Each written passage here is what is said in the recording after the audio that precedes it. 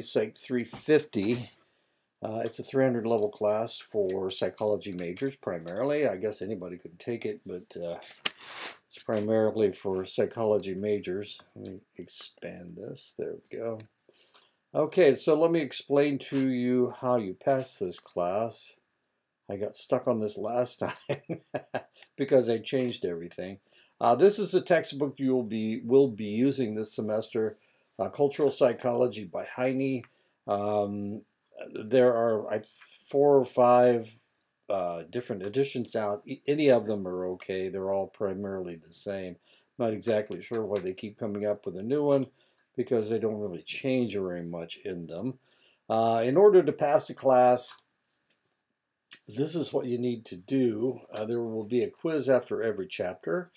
There will be a discussion question after every chapter. Those you need to do, of course. And also there is a 5-page paper. The paper has to be written in a APA format. The interesting thing about the paper is that I want you to compare the Dene culture with another culture. It can be another indigenous culture. It can be a foreign culture. It really doesn't matter as long as it's another culture. I want you to investigate another culture. We're going to learn how to understand other cultures, what you need to do in order to understand other cultures.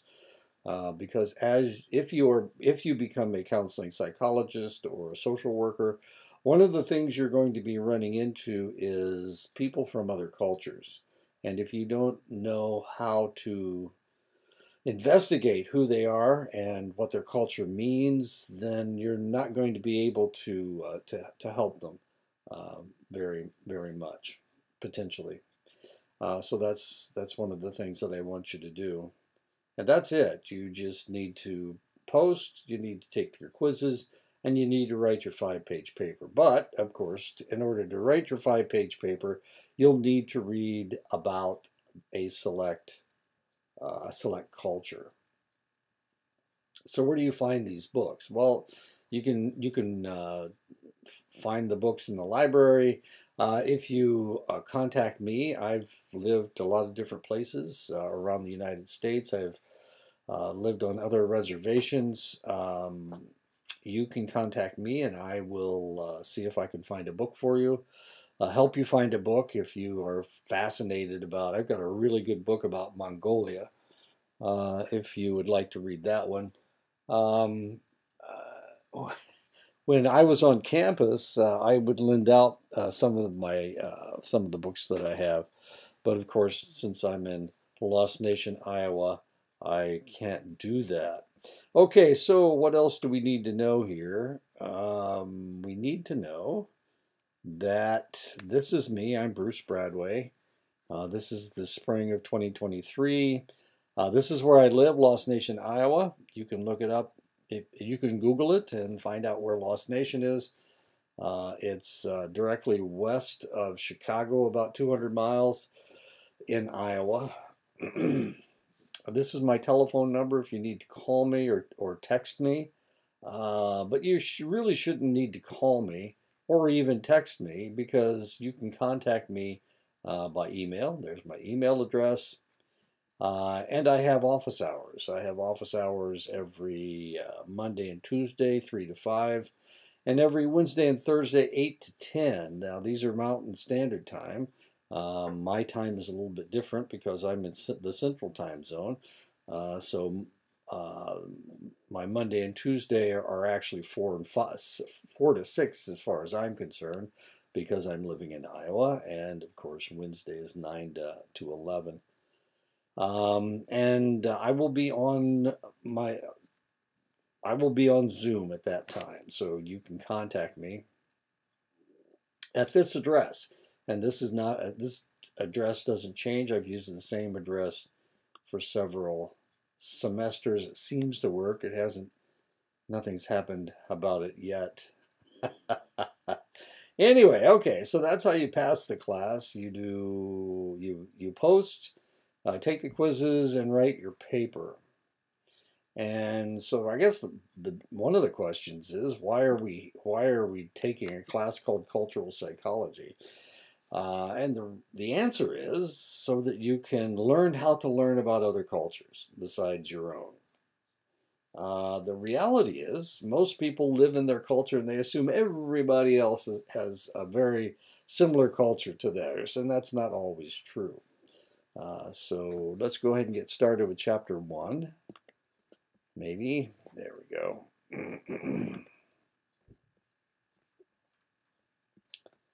So, okay. What is cultural psychology? People from different cultures live their lives differently. They speak different languages. They have different customs. They eat different foods. They have different religious beliefs. They have different child rearing practices. Much about a person's lifestyle can be predicted just by knowing his or her culture. Psychological processes are shaped by experience. To what extent should ways of thinking look similar around the world because people share a universal brain? To what extent should people around the world look different because they have divergent experiences? And of course, here we have two animals that look very similar. One is one's a dog and the other's a miniature horse, but they're the same height and they're the same color. That's a little weird, but they're certainly not the same, and their minds don't think the same. Culture is any kind of information that is acquired from other members of one species through social learning that is capable of affecting an individual's behavior. Any kind of idea, any kind of belief, any kind of technology, any kind of habit, any kind of practice. And you will have to admit that the ideas, beliefs, technology, habits, and practices on the Navajo Nation are maybe different from a lot of other people in the United States. The Dene culture is not the same as the white culture in the United States. It's not the same as the African American culture in the United States. It's not the same as the Hispanic culture. And of course, this is a picture of Psy and his famous Gangnam Style song. And there he is again.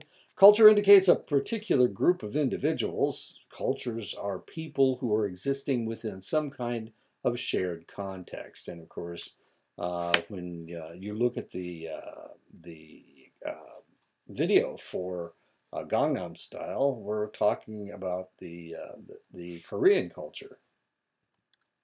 And there he is doing his horse dance. And there he is doing his horse dance with a group of ladies that are taller than him. Culture can be used in a global context. Western culture refers to people clustered from the northern area of Europe. And we talk about Western culture all the time. And I have students that write Western. You've got to capitalize Western when you're talking about Western culture. And the reason you have to capitalize it is because if you don't capitalize it, it's talking about west of East. So if you're talking about a Western movie, then you wouldn't capitalize the W. But if you're talking about Western culture, you have to capitalize it because that tells you that we're talking about this mass of people rather than just a direction. That's why it's done. So if you don't capitalize Western, then you are incorrect if you're talking about Western culture. So who are the people from the Western culture? The Western culture refers to people clustered from the northern area of Europe. So the northern and southern areas of Europe, what are we talking about? Europe's not that big. Is there a north and a south? Sure there is. And what we are talking about primarily is the United Kingdom, The United Kingdom includes Scotland, that's Northern Ireland, this is Wales, and this is England proper. So United Kingdom, people from England, people from the Netherlands, and of course this is a canal in Amsterdam where people are wearing orange because that is the country, that's the color of the country is orange. France, this is a picture of Paris, this is a Creve Coeur, and that is the Eiffel Tower in Paris. Germany, this is a picture of Neuschwanstein. It's a famous castle in Bavaria. It is the model for the Disney castle, Sleeping Beauty's castle. As you can see, this is an actual picture of it. I've been there. You go in right here. Most of the rooms in the castle are not furnished. They only show a couple of. There's nobody living in the castle, actually. I don't think there is. Maybe there is now. I haven't been there for a while. We were stationed in Germany from 79 to 82, so that was a bit ago, 30 or 40 years. Countries with a strong English heritage that aren't part of that section of the world would be the United States, Canada, and Australia and New Zealand.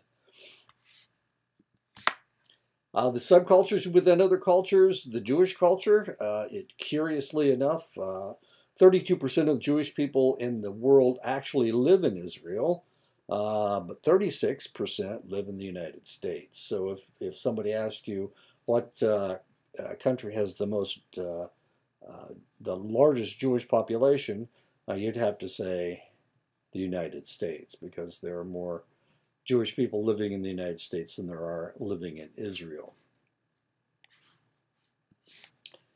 Urban culture is very much different than the rural culture. For one thing, they travel on subways, and the subways are pretty crowded, I guess. Well, I know, I've been there. It's not that much fun. Urban culture, you guys probably live in the rural culture unless I'm talking to somebody who's living in Phoenix or maybe Los Angeles or Chicago or New York. I'm not exactly sure where everybody lives. They don't give me addresses of my students. And since this is all online, it's possible to go to Dene College without actually being on the Navajo Nation. The gay and lesbian culture is also a subculture within the United States or within any culture. The gay and lesbian culture. High socioeconomic status culture. I don't know if you have any friends who are wealthy, but if they are and you're living in Phoenix, then potentially they live in a gated community where you can't go see them unless they tell the gate that to let you in. So they're in kind of a lockdown situation. The vegan culture, the vegetarian culture, these individuals don't eat meat. And this guy is so serious about it that he put a vegan tattoo on his forearm. The millennial culture, we keep changing what we call people. The millennial culture are the people that were born before the millennium, I think, and then the Gen Z culture are the people born since 2000. So if you are a millennial, these are the people that you know. There's Batman, and that's Will Smith. That's but not Madonna. That's Britney Spears, and of course Toy Story was part of your culture. The Harvard culture, strangely enough, Harvard University, most colleges have their own culture, but Harvard especially has their own culture that is talked about throughout American history. A lot of political people have come from Harvard University. Mac user, the Mac user culture, if you want to find out about this, just go to IT at Dene College and start talking about your Mac, because most of them can work on PCs but not on Macs. It's a totally different ball game. Not only that, but people that are gamers tend to use PCs rather than Apple products, because the graphics are better or something. This is a strange argument for me. I'm an Apple person, so we won't get into that. Trekkie culture is another subculture in the United States. It's not as powerful now as it used to be. They haven't done anything with Star Trek for a while, but yeah, Star Trek. Members of subcultures may not live near each other, but their members live in a shared context, communicate with each other. They maintain norms that distinguish them from other groups, and have some common practices and ideas. Now, this is a subculture that I had never heard of until Heine talked about it in his book. This is the brony culture, My Little Pony. These people have clubs, and they'll come together. And, of course, most of them have all the My Little Ponies. I'm not sure how that works, but I don't know how many there are. Evidently, they're different colors. And some of them are unicorns. I don't know. Anyway, they get together and they talk about My Little Pony or whatever. As weird as that is. And you identify, evidently you identify with one of them. And so you're either a pink one or a purple one or a white unicorn one, I guess. There's a green one. I don't understand. Bronies, anyway. Bronies. Each person has their own unique history of individual experiences that has shaped their views.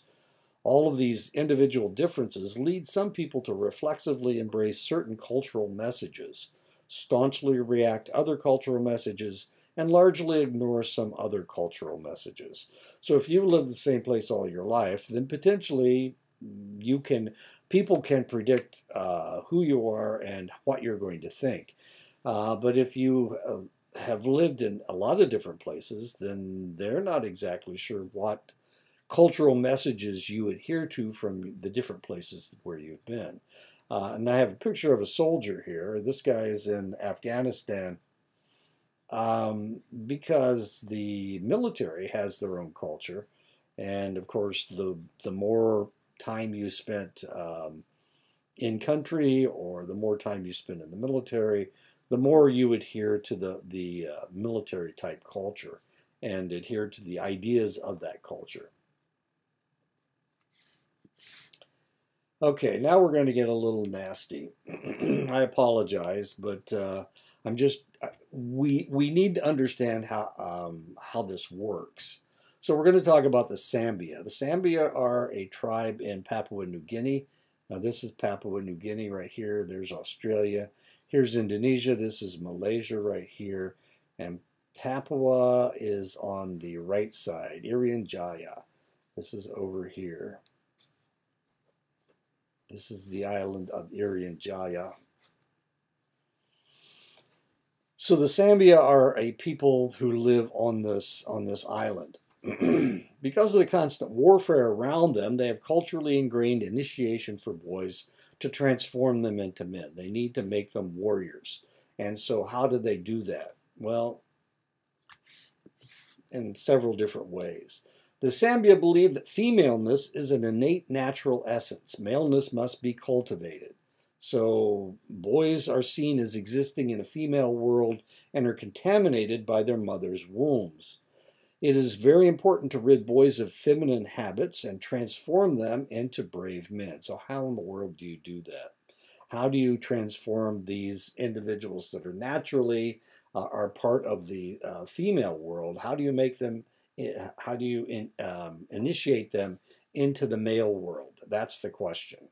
If you just leave them alone, then they will become they won't be masculine enough to defend the tribe, the Sambia tribe.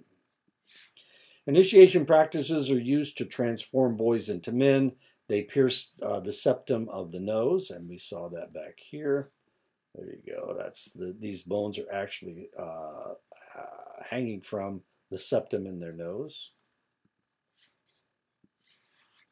They thrash the boys with sticks to make them tough.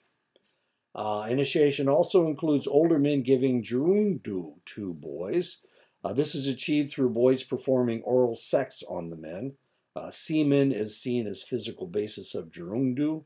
Males are seen as incapable of producing semen without this initiation. So they will not be able to reproduce unless they go through this initiation. They're trying to make males out of people that are naturally females. Everyone that is born comes out of a female world, and they have to be initiated into the male world, or they can't reproduce. They can't defend their tribe. And this is the way they do it. Throughout one's life, a male engages in ingestion of semen from around ages 7 to 15. Receiving fellatio to impart semen at 15, heterosexual contact with wife after age 17, and some homosexual contact still. Sambian males thus go through homosexual, bisexual, and heterosexual phases throughout their lives. Sexuality, seen as a core identity in Western cultures, is more dynamic in Sambian culture because that's the only way these individuals can become male enough for them to reproduce and for them to defend their tribe, as interesting as that is. In all culture, and the curious thing is, that there's a tribe right next door to them. Of course, these are some of the people that they have to defend themselves against. There's a tribe right next to them who, instead of utilizing oral sex to initiate their males, they use anal sex to initiate their males. Now, this sounds really strange to the Western ear, or to somebody from any place other than Irian Jaya, but of course that's part of their culture. And the reason that I'm mentioning this is because what I want you to understand is that cultures can be different from what you think is right or what you think is wrong. So if you were to go and talk to the Sambia or this other tribe that utilizes anal sexual intercourse as a way of initiating their males, potentially you would try to change that. Potentially you would say, this is wrong, you can't do this. And of course, you would be insensitive to their cultural way of doing things. And that's what Western man did. That's what the Europeans did when they came to the Americas. They saw a practice that they considered incorrect, and they forced people to change the way that they lived. One way that they forced people to change was by changing the clothes that they wear. You couldn't, and of course, if you go to other places in the world, they did the same thing to the Hawaiians.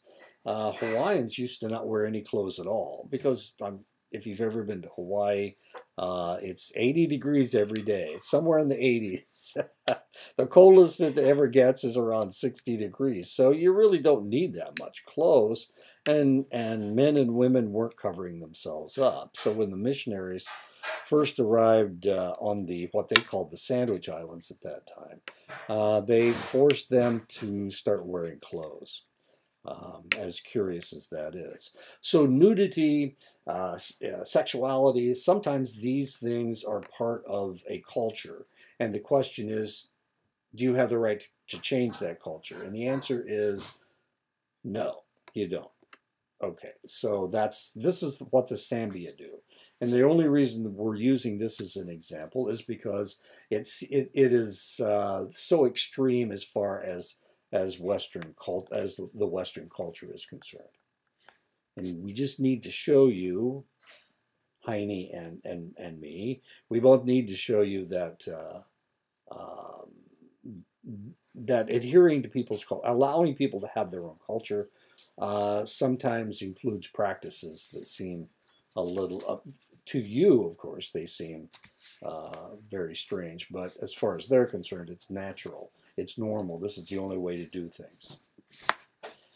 In all cultures, people speak language between 10 and 70 phonemes. I'm sorry, 10 and 70 phonemes.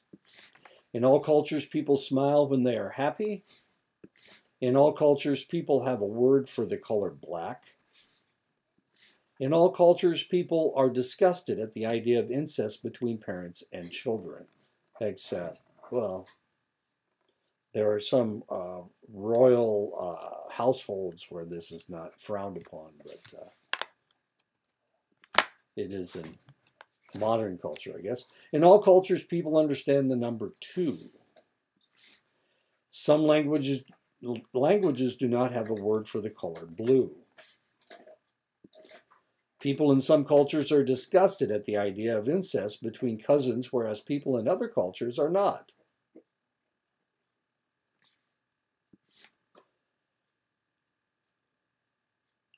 So is your mind intertwined with your culture? Let me give you a scenario. A female student going out for a coffee might mean for that student a chance to quench her thirst, of course, a demonstration that she has quit her diet, an effort to wake herself up so that she can study, an opportunity to pursue a romantic partner. So let's go out for coffee, okay? So it's a female co-ed going for coffee. She needs to quench her thirst. Maybe she needs to quench her thirst. She's no longer on that diet. She needs to wake herself up so that she can study. Maybe she's going out to have coffee, hoping to meet her boyfriend. In some other cultural contexts, women going to a coffee shop on her own is not seen as appropriate. People in her culture do not strive for ideal body weights, therefore she's not trying to lose weight. It is considered sinful to seek artificial stimulants to obtain energy. There are several cultures around the world where stimulants are frowned upon. The Mormon culture, for example, caffeine is frowned upon as well as certainly any drugs, and I don't think they smoke either. I don't think they do.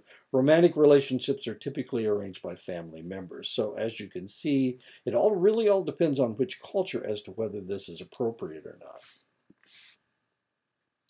Small mammals and birds that depend on special memory for food storage have unusually large volumes in their hippocampi relative to other species. The longer a London cab driver has been driving a cab, the larger his posterior hippocampus becomes.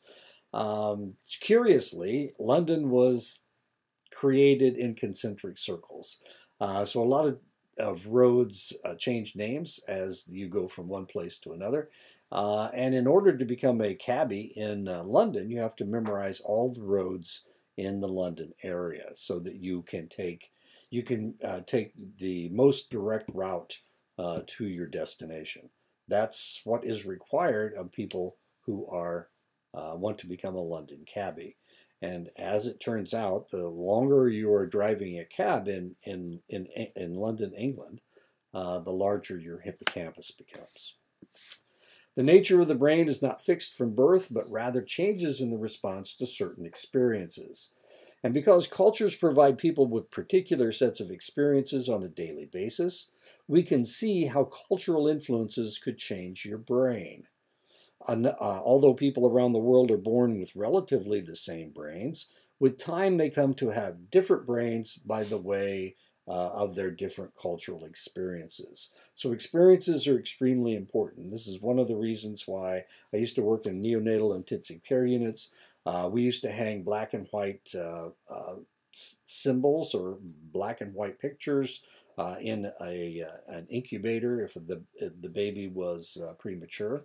And this was to stimulate their brain, to accelerate the process of maturation for this individual.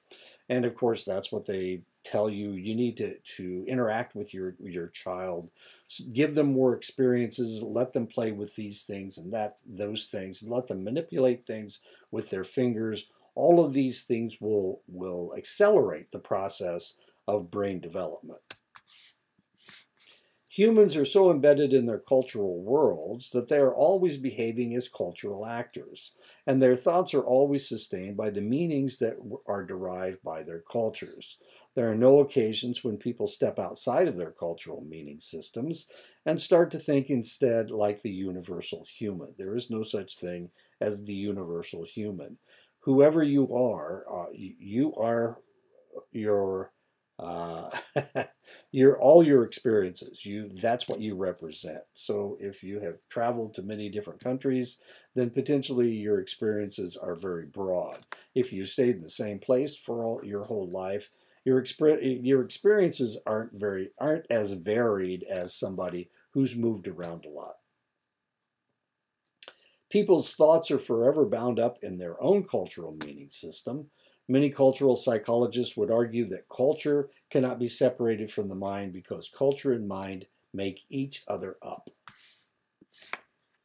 If a cognitive tool does not exist in all cultures, it reflects an absence of the universality and is said to be non-universal. And of course, I have a picture of a skateboard. Skateboards are not universal because some places don't have cement. So, living on a farm, there's no place to ride your skateboard. So if my grandson has a skateboard, but he lives in town, he lives in Clinton, Iowa.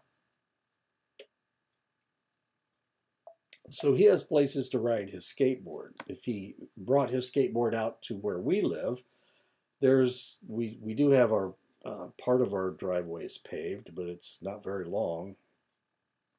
He wouldn't be able to ride his skateboard very far. But of course, if you live in an urban area, you can travel from one place to the other on your skateboard.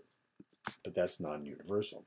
An existential universal exists in multiple cultures, although the phenomenon is not necessarily used to solve the same problem, nor is it equally accessible across cultures. And of course, we're talking about dating here. This is the example is dating. Dating has been similar in different areas, but different eras, but because of different cultural aspects, it has changed over time from the 1950s to the 1990s. A functional universal exists in multiple cultures. It is used to solve the same problems across cultures, yet are more accessible to people from one culture than another. And this is a good example. This hat is called I don't know what it's called. Anyway, I used to have one of these when I was a kid, and everybody had one because it was so cold where I grew up.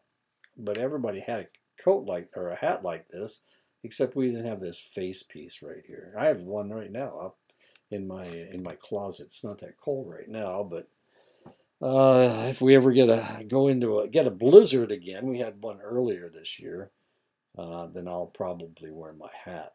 It's warm. It's nice and warm. That's for sure. Chindi, if you've ever been to the Saley campus, one of the math teachers wears a hat like this, and he's from China. So they wear these in China. They wear them in Russia. Any place it's cold, then you will see a hat very similar to this. Does this make a lot of sense? My dad had one during World War II. He had a hat that looked like this that they issued him, and he brought home somehow. Anyway, he used to wear it when it was cold. An accessibility universal exists in all cultures, is used to solve the same problem across cultures, and is accessible to the same degree across cultures. This is the bathroom in China. This is a Chinese bathroom, As you can see, the shower stall does not have sides to it. They also have a bidet. That's really kind of interesting. And this is a handrail to lift yourself off of the bidet. This is the toilet, which is similar to the Western toilet. And so you may ask yourself, well, why in the world would they have a shower that doesn't have sides on it? The reality, and it's got a flexible handpiece. So you wash yourself with the flexible handpiece and your soap. You're not really squirting any place outside the shower. And after you're done, you wipe everything down. And so the bathroom gets a cleaning after every shower. That's the way they do it in China, but that's not the way that we do it in the United States. The vast majority of psychological studies have thus far been largely limited to explorations of the minds of people living in Western, educated, industrialized, rich, and democratic societies. And the acronym for that is WEIRD. Weird societies, Western, educated, industrialized, rich, and democratic.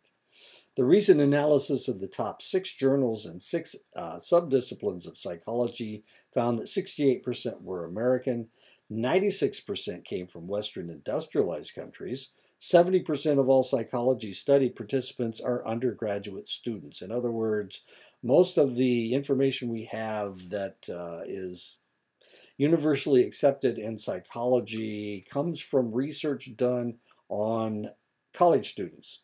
Not just college students, but undergraduate students.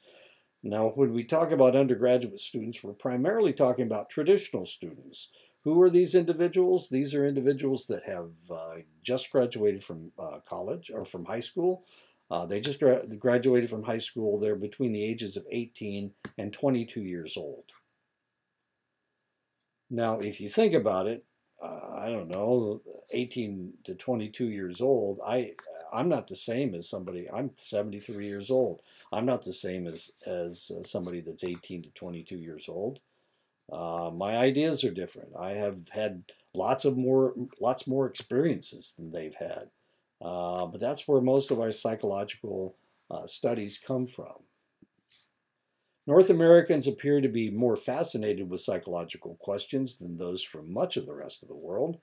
Many universities not in North America don't even offer psychology as a topic of study. The first school of psychology in Japanese universities was established in 2000. Okay. This is Ketowin Technology University in Canada. As you can see, it was established in 1922. Harvard, TCU, Texas Christian, Department of Psychology. Anyway, so coming from the United States, we have more of a focus on psychology than other areas do. Even if you go to Europe, if you go to study in England or France or Germany, then probably the psychology department will be housed in the philosophy department rather than it having its own area of study. If you go east, if you go to Harvard or you go to even Indiana University, I did much of my research for my dissertation at Indiana University. The psychology books and the psychology journals were all on the 5th floor, which was the philosophy floor. It wasn't on the 1st floor, or it didn't have its own floor. It didn't have a social science floor, because that is the library was established a long time ago, and it wasn't until the 1950s that psychology came into its own. It's been around since the 19th century, but the separating it from philosophy didn't take place until the 1950s. Some people in the diversity movement maintain a colorblind or culture-blind approach to looking at people, and that's kind of nice. I mean, if you think about it, everybody's the same, and everybody's equal, and we have to treat everybody exactly the same. But at the same time, as somebody who's Dene, you don't want people to look at you and think, well, they're just the same as everybody else. I don't have to think about treating them any differently because they have the same culture as everybody else.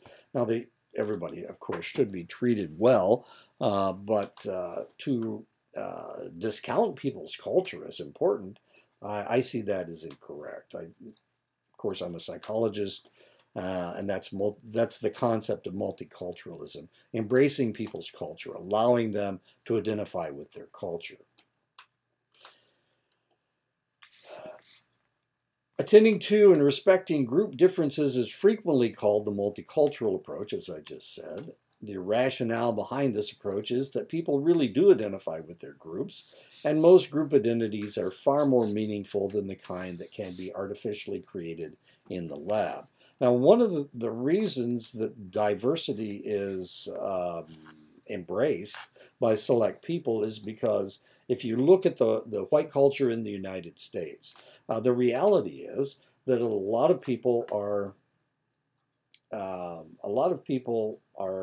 who are white have a country of origin, but they don't identify with that country anymore. So if you're Italian, you don't identify being Italian, you identify just being part of the white culture. If you're German, you don't really identify as German anymore. You identify yourself as part of the white culture. Irish, But the reality is, of course, most people want to acknowledge their own, the culture of their origin.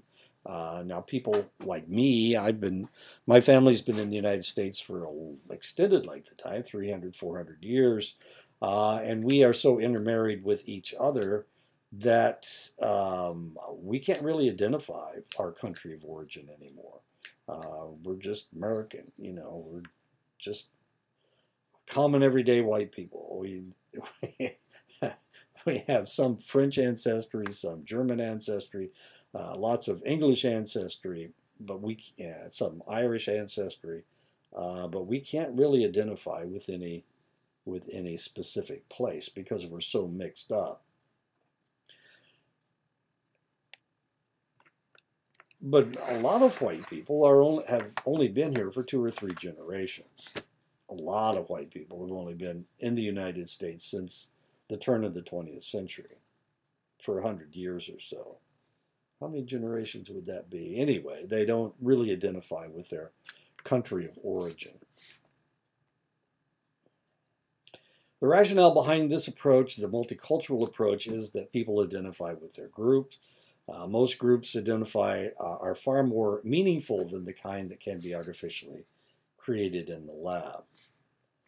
People are especially likely to identify their groups if their groups are smaller than other groups and are disadvantaged in some way. Minority groups tend to greatly value their group identities, and they often respond quite negatively to efforts by the majority group members to ignore what makes them distinctive. Efforts to downplay group differences may come across as suggesting that minority members could be accepted as long as they shed their distinctive cultural identities and act like those in the majority group. Now, the reality is, and you really need to understand what was going on. You have tons of things to complain about as far as the boarding schools are concerned.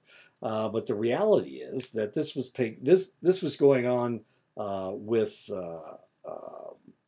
immigrants from Europe at the same time. So they were forcing these people, and of course, in a lot of European countries, there was no education. If you were 6 years old to 18 years old, you worked. You didn't go to school. But when they brought when the immigrants came in to the United States, one of the things that they did was force these individuals to go to school until they were 16 years old. And there was a reason why they did this. They were trying to teach them how to be Americans. And of course, education was considered something that everybody wanted and everybody needed. So they embraced education, but at the same time, the schools were teaching them how to become Americans and how not to be German or Italian or Greek or Hungarian or wherever they came from, whoever they identified with. They didn't want them to identify with that country anymore. They wanted them to identify as American. And so this was a way of assimilating, forcing people to assimilate. They tried to do the same thing with American Indians. It didn't work nearly as well because, for one thing, it wasn't voluntary. It wasn't nearly as voluntary as it was for immigrants who had come to the United States. So that was the educational system at the end of the 19th century and the beginning of the 20th century. That was the idea. The idea was that we needed to change everybody. Everybody needed to become American. And this is that whole melting pot myth that has been created around education in the United States. And unfortunately, the indigenous groupings in the United States became embroiled in this whole thing, this whole mindset that they needed to make Americans out of everybody. Studies done looking at corporations found that more multicultural and less colorblind the attitudes of the white employees, the more the minority employees were engaged in their work. Why would this be? Well, they were identified as who they are. They didn't have to try to be white in order to be successful. In the same study, the researchers discovered that minority employees had more trust in and comfort with a company that offers multicultural messages rather than one that offers colorblind messages, especially when the company has only a few minority members. And of course, that makes a lot of sense. As a matter of fact, the whole colorblind thing could be identified as the company embracing more racist ideas, trying to pretend that everybody is like everybody else. Ethnocentrism is judging people from other cultures by the standards of one's own culture. Our cultures ultimately socialize us to be ethnocentric because we are socialized to value normative cultural behaviors. And of course, I don't know, they're laughing at his hair, I assume. His hair is about the same. I don't know. Anyway. In the 1950s, with the advance in brain imaging techniques, psychology entered the cognitive revolution as researchers rejected the tenets of Freud, Skinner, and Watson and Rogers and began focusing on the meaning that people created through their encounters with the world. But one of the fathers of the cognitive revolution, Jerome Bruner, argued that the proponents of the cognitive revolution have become distracted from its initial vision by becoming more concerned with computer metaphors for understanding the functioning of the mind. Meaning became replaced with information. Meaning making became replaced with information processing.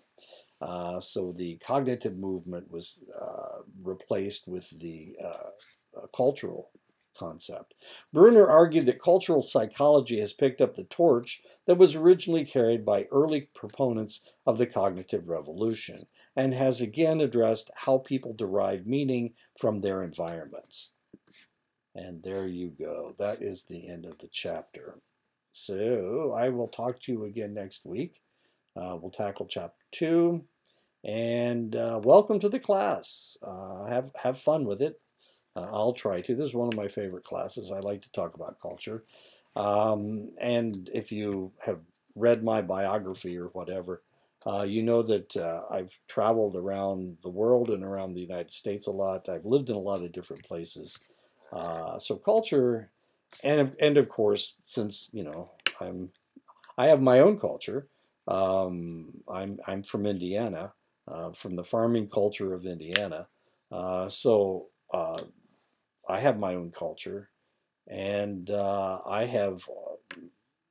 haven't actually gone back to live in Indiana. since I left when I was when I joined the military. Anyway, my point is, what is my point? I know I had one. I can't think of it. Anyway,